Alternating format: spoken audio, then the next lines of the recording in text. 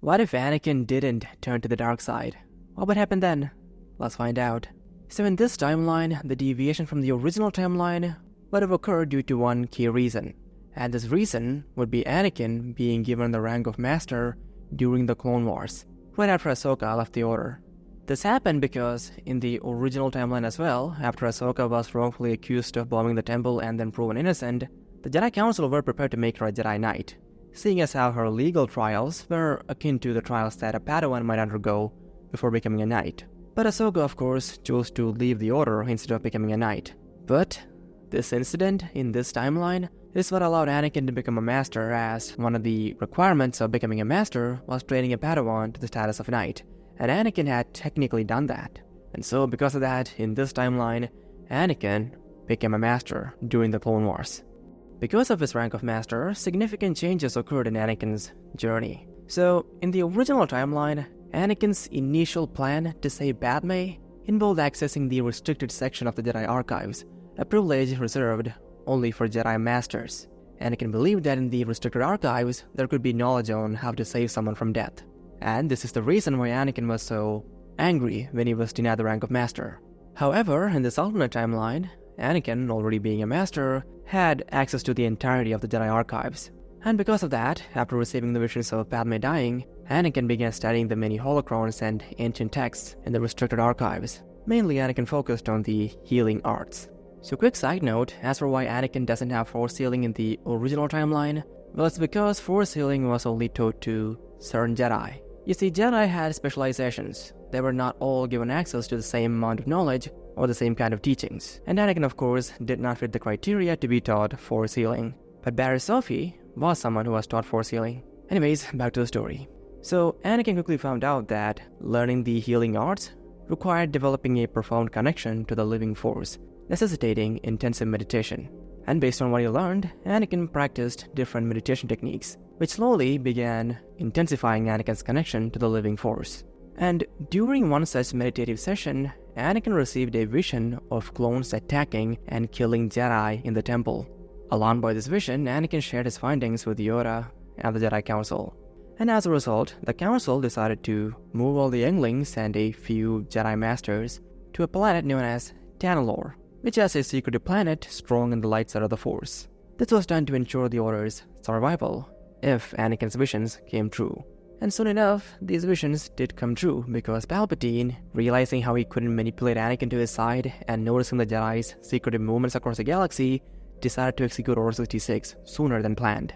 And Palpatine's altered plan in this timeline included capturing Anakin and keeping him in stasis, intending to transfer Palpatine's soul into Anakin's body once the ancient Sith technique of essence transfer was rediscovered. And so, Order 66 was executed with brutal efficiency. And save for the younglings, knights, and masters who had relocated to Tanalorr, most other Jedi perished. However, as for the Jedi on Coruscant, the most powerful of them were not killed, instead they were captured, just like Anakin. These captured Jedi included the likes of Obi-Wan, Mace, Yoda, and Ahsoka. And after the Empire was formed, all these captured Jedi, including Anakin, were taken to Mount Tantiss, located on the planet Wayland, for experimentation. So basically, Palpatine got access to some of the most powerful Jedi Masters for experiments into midichlorians and how they worked. But Anakin was not experimented upon because Palpatine did not want his future body damaged. And as for Padme Amidala, she was told that Anakin had died during the attack on the temple. Unconvinced, Padme prepared to investigate Anakin's fate.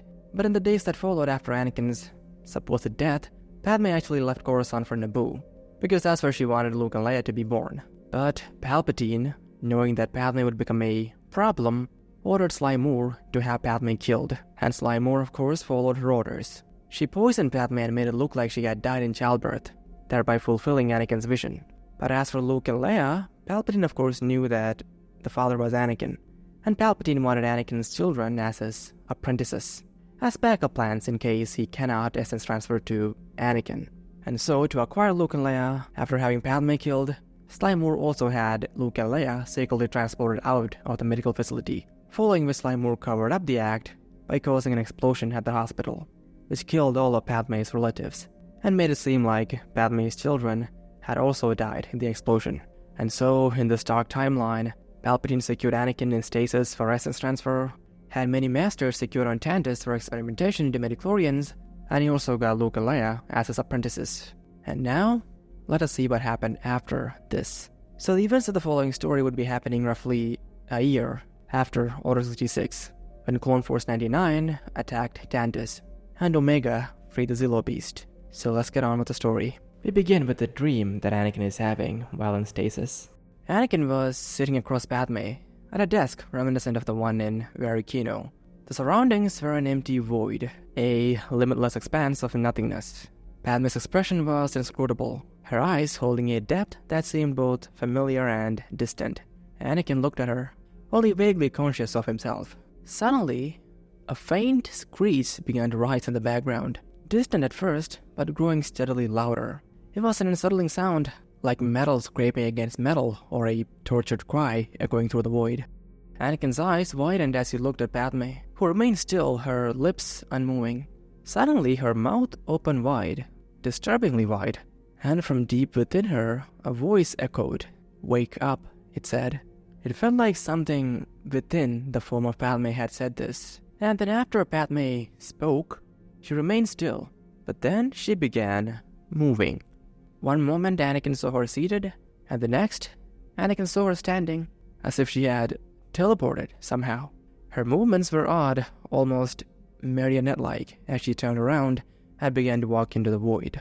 Anakin's heart raced as he reached out to her, trying to call her name, but no sound escaped his lips. Panic surged through him as he raised his hand to his mouth and found it sealed. His lips fused together, rendering him mute.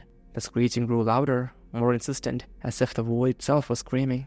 Anakin's vision began to blur, the darkness around him pressing in. He watched helplessly as Padme continued her strange, disjointed walk from him, her figure becoming a mere silhouette against the encroaching darkness. The sound became unbearable, a cacophony that rattled his very bones. Anakin's mind swam with confusion and fear, his outstretched hand trembling. He struggled against the suffocating darkness, desperate to break free, to reach her, and then, with a jolt, Anakin opened his eyes, the screeching still echoing in his ears. As it turned out, the sound wasn't from any strange creature in the dark. Instead, the sound was a piercing warning alert, which emanated from a control panel close to the stasis chamber Anakin was housed in. The chamber, a cylindrical prison of cold metal and transparent steel, was failing. This is what woke Anakin. Small, crackling arcs of electricity danced across the control panel in the room, illuminating the darkened space with intermittent flashes. The stasis chamber Anakin was in was a marvel of sinister engineering. It was equipped with an intricate network of biosensors and power converters, designed to maintain a living being in a state of suspended animation. The room housing the pod was small and dimly lit. The control panels for the stasis chamber were mounted on a nearby wall, a touch-sensitive array of lights and controls flickering erratically as they struggled to compensate for the failing power. The panels displayed a series of error codes and warnings in Galactic Basic, which basically said that the power conduit, a vital component responsible for the pod's energy flow, was failing, the lack of power triggering a safety override. Anakin's mind was still foggy, the lingering disorientation from stasis making it difficult to focus. His limbs felt heavy, as though weighed down by invisible chains, but the urgency of the situation forced him to push through the lethargy. His vision was blurred, as if looking through some kind of fluid. He also noted that he was breathing through some kind of mask attached to his face. Anakin tried to look down, but he quickly found that he was immobile, as if his arms, legs, body, and head were restrained, with only his eyes capable of motion. Anakin didn't know what to do. But as for the stasis chamber, the backed fluid inside it, within which Anakin was submerged, began to drain, and then, with a final shuddering groan, the stasis pod's lid fully retracted, releasing Anakin from his enforced slumber. The mask then lifted off his face, and the restraints holding his body in place also disengaged, allowing Anakin to collapse onto the cold, metallic floor. The screeching warning alert of the power failure still continued. Desperate to silence the piercing alarm, Anakin forced himself to his feet and staggered to the control panel, which displayed the error codes. With a few swift, decisive actions, Anakin managed to deactivate the screeching alert, and then he began to assess his surroundings, the situation. He summarized he was in some kind of prison, obviously. He tried to remember how he got there, but the last thing he could recall was blaster fire, screaming, and then only fragments. Anakin concluded he'd been brought to this place after the clones turned on the Jedi. What happened to everyone else? How long had he been here? Padme? All these questions raced through Anakin's mind, but then he concentrated. His current goal was getting out of this place, this prison. Nothing else mattered, at least for that moment. The room was bathed in a red light, likely due to the power failure. Power failure? Why would that happen? Something was happening to the prison. This is what woke him, Anakin realized. Anakin of course didn't know the details of what caused this, but he did see that this was a chance for him to escape. He then rose unsteadily, his body protesting the movements after being in stasis for he didn't know how long. Anakin realized he was wearing some kind of suit, some kind of biosuit. Some of the bacta he was contained in sticking to the suit. Anakin focused, reaching out with the Force. The Force was there, still a part of him, and his presence calmed his racing thoughts. Anakin then noticed a datapad next to a door opposite to him. The datapad was still active, and Anakin knew he could use it to quite possibly open the door. He staggered over to it, his legs still weak, and he then examined the datapad. Its screen glowed faintly in the red-tinged darkness. The design of the datapad was sleek and functional, embedded in the door panel with a simple interface. He placed his hand on the panel, the touch-sensitive screen lighting up under his fingers. The interface displayed a series of commands, and after a few taps on the screen, Anakin managed to navigate to the door control options. He then touched a command that showed up, and the door opened with a soft hiss. Anakin realized that the security protocols were minimal in this place, quite possibly due to his captors not considering the possibility that the stasis pod could open on its own. Anakin then took the datapad, knowing its functionality would be crucial for navigating the facility. The light from the screen illuminated his face, wet from the bacta he was in, as he moved forward cautiously. The corridor was cold and sterile, the walls a dull gray, punctuated by the red emergency lights. The air was thick with the metallic tang of machinery and the faint hum of distant power systems. Anakin's senses were on high alert, every sound amplified in the silence. As he progressed, the weight of his limbs began to lift. His connection to the Force, initially faint, grew stronger with each passing moment. His emotions, fear, anger, determination, amplified this connection, revitalizing him and sharpening his senses. As he continued, the monotony of the corridor was punctuated by occasional doors, each one requiring the use of the datapad to open. With every door he passed, the facility's layout started to resemble a maze. Suddenly, Anakin began to hear faint voices in the distance. The muffled sounds of commands grew steadily louder, becoming more distinct with each step he took. His curiosity and caution heightened, Anakin moved forward, the voices serving almost as a beacon in the labyrinthine corridors. The air seemed to grow colder, and the hum of machinery became more pronounced, blending with the sounds of distant conversation. After navigating the winding corridors a bit longer, Anakin finally saw the source of the voices he's been hearing. Ahead of him stood a translucent door, its surface slightly obscuring the view of the room or hallway beyond. Through this hazy barrier, Anakin could make out the shapes of figures moving about. He then slowly stepped closer in an attempt to get a better look. As he moved a little closer, Anakin was able to make out more of what was going on beyond the door. He saw two troopers in black armor, their uniforms unlike any he had seen before. They seemed like they were standing guard in front of the door, their posture rigid and alert, exuding an air of menace. And as he concentrated further, Anakin realized that there appeared to be more people in what seemed like lab uniforms rushing around in front of the guards. The hazy, translucent door obscured the details of their activities, but it was clear to Anakin that they were doing something important. With the power failing, maybe they were here to correct that. Anakin's heart began pounding as he considered his options. Should he confront them? Should he try to gather more information before making a move? Anakin weighed his choices, his mind racing with possibilities. He reached out with the Force, trying to sense the intentions and emotions of those beyond the door. And as a result, he felt a mix of anxiety and determination emanating from the lab workers. But the troopers, they were harder to read. Anakin then looked down at the floor in frustration, the inability to arrive at a decision on how to proceed, feeding his frustration. But making things easier for Anakin, as his focus was directed away from the door slid open, and the two guards in black armor stepped forward, flanking what appeared to be medical personnel, their pristine white uniforms stark against the dim, red-lit corridor. Trailing behind the doctors was a white pod, something that looked big enough to contain a human. And seeing this, Anakin realized that these individuals were there to move him, most likely.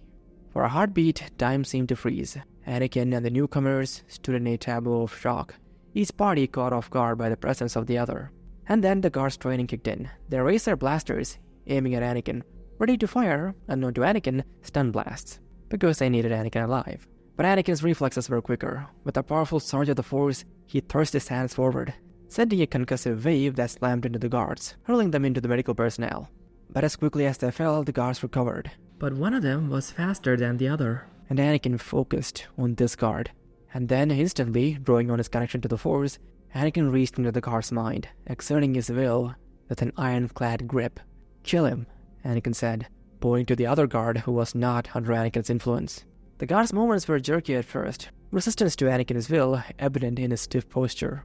But Anakin's will overpowered him, and with a shudder, the guard adjusted his blaster setting, switching it to lethal.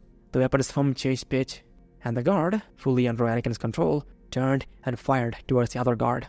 And before the second guard could react, the blaster bolts punched through his helmet, each shot a bright, searing lance of energy. The smell of coarse blastoid filled the air, and the guard fell to the ground, dead.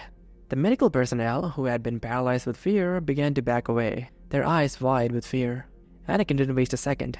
"Point your weapon at them," Anakin directed the guard under his control, and the guard obediently swung his blaster towards the doctors, his aim steady despite the conflict in his eyes. The doctors flinched, their faces pale, and one of them, as Anakin heard, let out a choked sob. Anakin took a deep breath, trying to steady himself. He needed answers, and he needed them now. "You," he said, addressing the nearest doctor, a middle-aged man with a face etched in terror. "Where am I?" Anakin asked, and upon the doctor not responding, he again asked, "Where am I?" The doctor swallowed hard, his voice trembling as he replied, "We're at the Wayland Research Facility.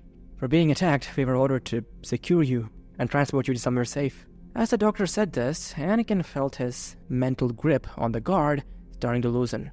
And so, to eliminate that risk, Anakin turned to the guard and said the following: "Hand me your weapon." The guard complied, passing the blaster to Anakin. "Now take off your helmet," Anakin said. The guard hesitated for a very brief moment before obeying, and as soon as he removed the helmet, Anakin fired a single shot into the guard's eye. The guard collapsed, lifeless, to the floor. The doctor flinched, his horror deepening.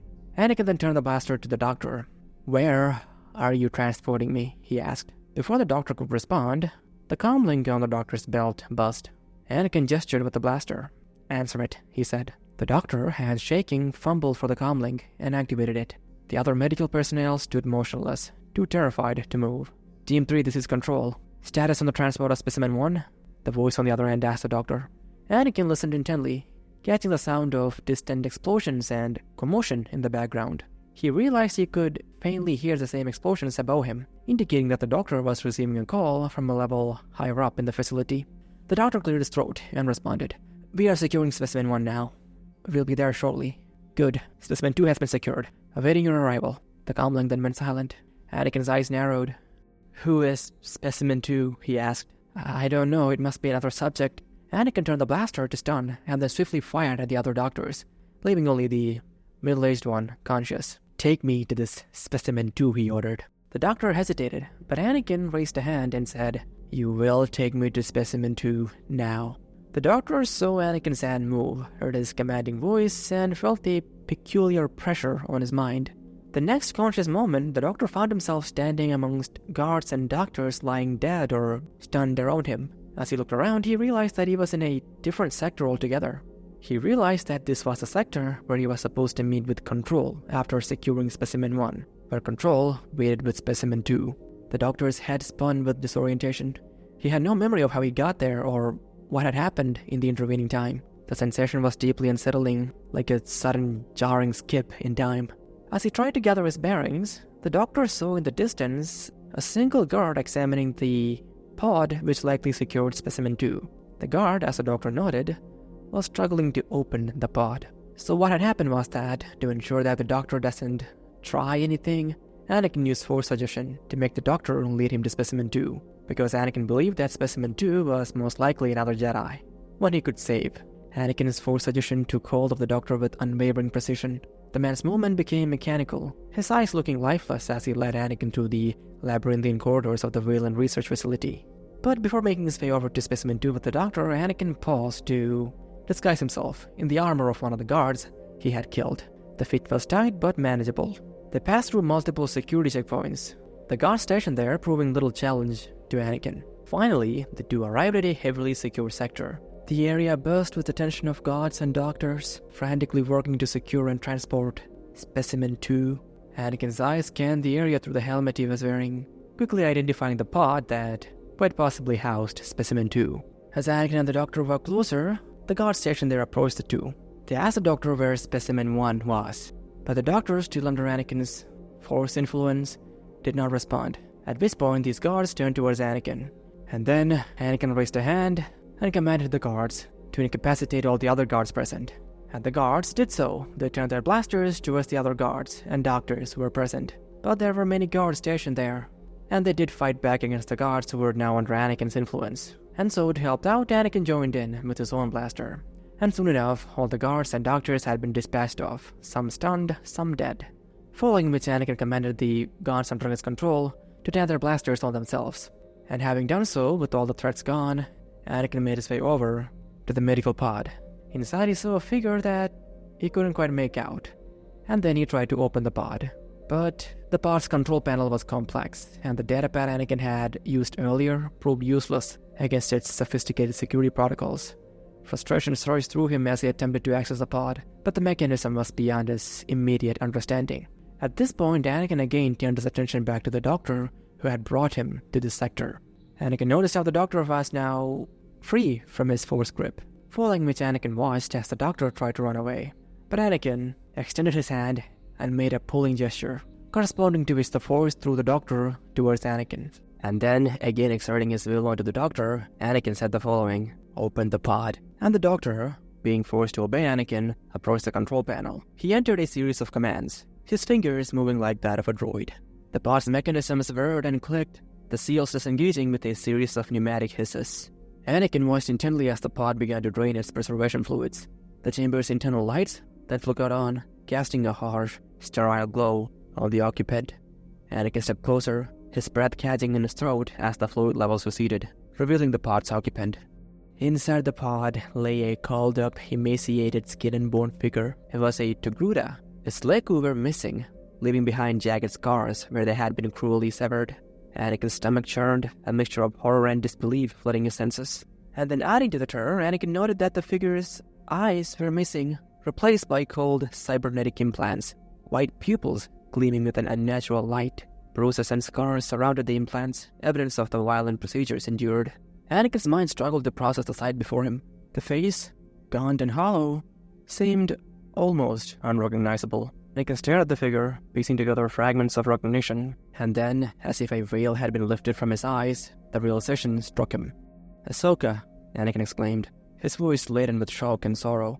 He staggered back, the weight of the realization almost too much to bear. This broken, tormented figure before him was Ahsoka Tano, his former Padawan and friend. Ahsoka's eyelids fluttered open, having heard Anakin's voice, the cybernetic pupils focusing with mechanical precision. There was a moment of recognition, a brief spark in her gaze that transcended the artificial implants. Her lips parted as she struggled to speak, her voice a raspy whisper. "Anakin," she croaked, the words barely forming, but the emotion behind them unmistakable. "Yes, Ahsoka, it's me," Anakin replied. So at this point, Anakin's first instinct was to try and use the healing arts that he had learned to try and help Ahsoka. But as he tried to concentrate, he found his mind too chaotic, too overwhelmed by the situation and his own tumultuous emotions. The delicate focus required for healing eluded him. And having realized this, instead, Anakin gently lifted Ahsoka from her pod. She felt impossibly light in his arms. Ahsoka's head lolled against his chest, her breathing labored and irregular. She mumbled incoherently, clearly delirious from whatever torments she had suffered. Cradling Ahsoka, Anakin turned to the doctor, his voice filled with urgency. "How do we leave this place? Where is the hangar?" he asked. "I can guide you to the hangar," the doctor said mechanically. "There's a turbo lift that will take us there." Following this, Anakin gestured to the doctor to lead the way, and they started making their way towards the hangar. As they moved through the facility, Anakin began wondering if there were other Jedi in the facility. "Are there other specimens here?" he asked the doctor, the word specimen bitter in his mouth. The doctor shook his head. "I'm not aware. We're only told what we need to know." And Anakin of course knew that the doctor was not lying, given how the doctor's mind was still under Anakin's control, basically. They soon reached the turbo lift. Anakin stepped inside, still cradling Ahsoka's frail form, and the doctor followed, inputting a code on the control panel. As the lift began to move upward, the sound of chaos from above grew more distinct. Explosions reverberated through the shaft, the vibrations causing Anakin to tighten his grip on Ahsoka. Shouts and staccato of blaster fire filtered down, along with the ominous rumble of collapsing structures. This cacophony painted a vivid picture of the battle raging above them, which Anakin understood even before this point was quite intense. Which is the reason why Anakin couldn't bother trying to find other Jedi. He knew he didn't have a lot of time before the battle possibly reached him as well, which would also put Ahsoka in danger. And he did not want to risk that. What's happening here? Anakin asked the doctor. We were told that the area is no longer safe and that one of the experiments got loose, which posed a significant threat to our valuable assets. The doctor answered Anakin. The turbo lift continued its ascent, carrying them towards the upper levels of Mount Tantus. Anakin's eyes darted between the doctor, whose blank expression betrayed no emotion, and Ahsoka, who drifted in and out of consciousness in his arms. The turbo lift came to a halt with a soft chime, its door sliding open to reveal a vast hangar bay. Anakin, still disguised in the stolen trooper armor, stepped out, with Ahsoka safe in his arms. His helmet concealed his face, allowing him to blend in with the other guards in the hangar. Anakin then stopped to survey the hangar and plan his next move. This hangar was somewhat small, and quite possibly because of that, there was only one ship in the hangar, which looked as if it was being prepared for something. Walk towards that ship, Anakin told the doctor. The doctor did so, and Anakin followed. As they approached the shuttle, a group of guards turned towards them. What's happening? One demanded, eyeing the doctor. And Anakin, without posing his stride towards the shuttle, slightly raised his right palm towards the guards and said the following. Kill the other troopers and the doctors. His voice distorted by the helmet's smoke weather. For moments, the three guards resisted, but Anakin's will was too strong, and so they turned on their comrades, chaos erupting in the hangar. But without being bothered by any of this, Anakin walked towards the shuttle, with the doctor now following him. They reached the shuttle ramp as the last echoes of blaster fire faded. The three troopers who were under Anakin's influence, the other guards, the medical personnel, they were all lying dead. And it happened fairly quickly as there were only a few of them there. Though it is, by the point Anakin had began walking up the ramp of the ship, only him, Ahsoka, and the doctor were left alive there. Anakin suddenly paused, turning to face the doctor. Thank you, he said, his voice motionless through the helmet's filter. And then following this, Anakin told the doctor to grab a rifle and eliminate the last remaining witness to this. And the doctor did so. Anakin didn't stop to watch, but he did hear the noise from behind him. As the doctor lay there dying, Anakin's force suggestion finally released its hold on him. In a brief moment of clarity, confusion washed over the doctor's face. He looked down at the smoking hole in his chest, a question forming on his lips. But before he could voice it, his eyes glazed over as his life came to an end. Inside the shuttle, Anakin was greeted by a KX-series security droid. Are we clear for departure? It inquired. Anakin expected the droid to attack him, or to inquire where the rest of the team was, but it seemed as if the droid was programmed only to pilot the ship, and also to not question orders from a trooper. The reasons for which Anakin didn't care to inquire at the moment. Get us out of here immediately, he said. As the droid moved to the cockpit, Anakin's gaze swept over the shuttle's interior. He noticed several medical droids stationed near a well-equipped medbay. The sight confirmed his suspicion. The shuttle had indeed been prepared for him and Ahsoka. Anakin then walked into the medbay with Ahsoka. She needs immediate attention, he said. And having heard this, a 2-1B surgical droid stepped forward, its optical sensors scanning Ahsoka. Of course, sir. Please follow me, he said. Anakin followed the droid, and soon enough, the droid directed him towards an examination table, gesturing Anakin to place the patient on the table. And Anakin did so. The harsh lights of the medbay revealed the full extent of Ahsoka's injuries, making Anakin's heart clench. He reluctantly left her in the droid's care, because there were matters to attend to in the cockpit. As the shuttle lifted off, Anakin got his first real look at Mount Tantus through the cockpit. The massive complex sprawled before him, smoke billowing from multiple points. The scale of the facility was staggering. It was essentially a city almost, carved into a mountain. As the shuttle soared away from Mount Tantus, Anakin watched through the windscreen as the imposing mountain grew smaller, eventually blending into the planet's rugged landscape.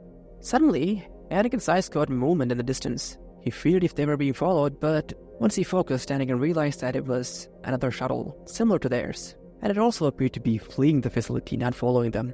But just to make sure, Anakin reached out with the Force to identify the intentions of those aboard this separate ship. And having done so, Anakin sensed a mixture of relief and determination from those on board.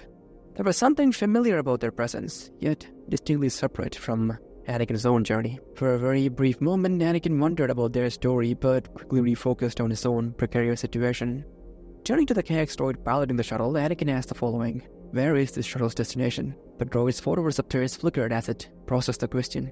I must apologize, sir, but that information is classified. I can only disclose it to authorized personnel, which you, as far as I can tell, is not. Anakin's patience, already worn thin, snapped. He raised his hand, fingers curling into a claw-like gesture. The force responded instantly, invisible tendrils of power wrapping around the droid's head. With a sickening crunch of metal and sparking circuitry, the droid's head began to compress. His vocabulary emitted a gargled static screech as his photoreceptors flickered wildly. Wires and components burst from the seams in his cranial unit, showering the cockpit with debris. In one fluid motion, Anakin flicked his wrist, sending the mangled droid flying across the shuttle. It crashed into the far wall with a resounding clang before slumping to the floor, twitching and sparking. Without hesitation, Anakin slid into the pilot's seat. His hands moved swiftly over the controls, muscle memory from countless hours of flying taking over. He input a series of coordinates to a location where Anakin knew they wouldn't be found. And then, soon enough, the shuttle broke free of Valen's atmosphere, the blackness of space engulfing them. But just as Anakin prepared to make the jump to hyperspace, the sensor array of the ship lit up with warnings. Multiple ships were dropping out of hyperspace near Wayland, reinforcements or pursuers. Anakin couldn't be sure, but whoever they were, it was too late for them. With a final keystroke, Anakin engaged the hyperdrive. The stars stretched into lines of brilliant light, and the shuttle surged forward into the swirling blue tunnel of hyperspace. The sensor warnings vanished as quickly as they had appeared, replaced by the almost calming hum of the hyperdrive. Anakin allowed himself a moment to breathe, the adrenaline of their escape beginning to ebb. After ensuring the shuttle's systems were stable, Anakin removed the stolen trooper helmet, feeling a sense of relief as he did so. He made his way back to the medbay, his steps heavy with exhaustion and worry. Ahsoka was still unconscious. The surgical droid busied itself around her, adjusting various medical devices and monitoring her vitals. How is she? Anakin asked, his voice hoarse with concern. The droid turned to face him. The patient has been under extreme physical and psychological stress from what I can tell. The droid replied in a crisp clinical tone. However, with proper treatment, which I am fully equipped to provide, she will recover. It will take time, but her prognosis is positive. Anakin nodded, sinking into a chair beside Ahsoka's bed. He closed his eyes, trying to calm his racing thoughts. Are you all right, sir? The surgical droid inquired, its voice carrying a hint of concern that seemed almost out of place for a mechanical being. You appear to be in some distress yourself. Anakin opened his eyes, looking at the droid curiously. I'm managing, he replied. Then realizing he needed more information, Anakin asked the following. Where exactly are we? The droid cocked its head slightly, a surprising human gesture. We are currently on board a shuttle that departed from an Imperial research facility approximately 20 standard minutes ago. Imperial? Anakin asked, his attention sharpening. What do you mean by Imperial? The droid's photoreceptors dimmed slightly, as he was surprised by Anakin's lack of knowledge. The Galactic Republic was reorganized into the Galactic Empire roughly 1.2 standard years ago. Emperor Palpatine did this in response to the Jedi Rebellion. Emperor Palpatine? He asked. Correct, the droid confirmed. Emperor Palpatine accused the Jedi Order of treason and ordered their immediate purge. Shortly after the Empire's formation, the war ended with the defeat of the Confederacy of Independent Systems. Anakin's mind raced. How could this happen? Was Palpatine under the influence of the Sith? The thought that his old friend and mentor could have been manipulated by such evil was almost too much to bear. Darth Sidious, the Sith Lord they've been looking for, must have somehow gained control over Palpatine, Anakin thought. Then suddenly, a sharp thought cut through all others, displacing every other concern in his mind. Padme, he breathed, his heart rate spiking. What happened to Padme Amidala? He asked the droid. The droid paused, his processors whirring. I do not have immediate information on that individual. Allow me a moment, sir, to access the holonet for current public records. After a moment, the droid spoke again, its tone somehow more somber. According to publicly available records, Senator Padme Amidala of Naboo died shortly after the formation of the Empire. Official reports state that she was killed in a separatist attack on a medical facility on Naboo. But further, as per reports, those behind the attack were apprehended and executed for their crimes. The surgical droid, despite its programming being primarily focused on medical care, was equipped with facial recognition software to assist in patient care. And because of that, it noticed the sudden and drastic change in Anakin's expression. The widening of his eyes, the tension in his jaw, the pallor that swept across his face. The droid saw all of it. Sir, the droid said, his tone modulated to convey concern. I'm detecting signs of acute emotional distress. Your heart rate has increased significantly and your blood pressure has spiked. Would you like me to administer a mild sedative? It asked.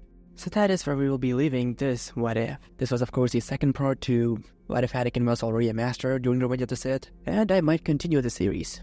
Let's see. But anyways, thank you to CJ Russell, Lord Newt Newt, Rufus Nelson IV, Rashid, and Aaron for supporting me on Patreon, and also thank you to Michael Sampson for becoming a channel member. If you too wish to support the channel for $1 or more a month, do check out my Patreon, link should be in the description. Yeah, and if you're in the market for a t-shirt or a cap or something, I have some in the shop, so check that out as well if you have the time. And yeah, goodbye. Have a good day.